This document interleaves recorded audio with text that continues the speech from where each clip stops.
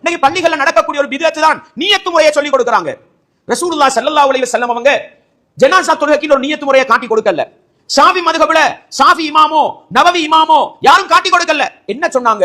உள்ளத்துல நினைக்க வேண்டிய அந்த எண்ணத்தை வாயால சொன்னா நல்லமுண்டாங்க, அவ்வளவுதான் சொன்னாங்க. ஆனா இவங்க ஒரு வாசக முறையை உருவாக்கி வைத்துக் கொண்டு 4 தக்பீர்களை கொண்ட ஜனாசாவுடைய தொழுகையை கிப்லாவை முன்னோக்கி மாமுமாக தொழுகிற ஒரு முறை என்ன செய்யறாங்க? பள்ளிகள்ல சொல்லி கொடுக்கறாங்க. இது ஷாஃபி மதுஹபுக்கும் அப்பாற்பட்ட ஒரு விடயம்ன்றதை நானும் நீங்களும் மறந்துடக் கூடாது. நியத்துன்றது என்ன? நாங்க அல்லாஹ்வுக்காக தொழுகிறோம். எதுக்கு வந்திருக்கிறோம்? ஜனாஸா தொழ வந்திருக்கிறோம். எத்தனை தக்பீர்? 4 தக்பீர். இதெல்லாம் உள்ளத்தில் ஏந்தியவர்களாக அல்லாஹு அக்பர் என்ற அல்லாஹ்வுக்காக தொழுகிறோம் என்ற எண்ணத்தோட தக்பீர் சொன்னா என்ன? கடமை முடிஞ்சு. முதலாவது தக்பீருக்கு பின்னால சூரத்துல் ஃபாத்திஹாவை ஓதுவோம். இஸ்லாமிய அறிஞர்கள் சூரத்துல் ஃபாத்திஹாவை மௌனமாக ஓதுவதுதான் நபி வழி என்றத ஹதீஸ்களை வச்சு சொல்றாங்க. வெளிப்படையா ரசூலுல்லாஹ் ஓதியதற்கு எந்த ஆதாரமும் இல்ல. இப்னு அப்பாஸ் ரலியல்லாஹு அன்ஹு ஒரு நாள் சத்தம் போட்டு ஓதுறாங்க. ஓதிட்டு என்ன காரணம் சொன்னாங்க? இது சுன்னா என்பதை கற்றுத் தருவதற்காக செய்றாங்க.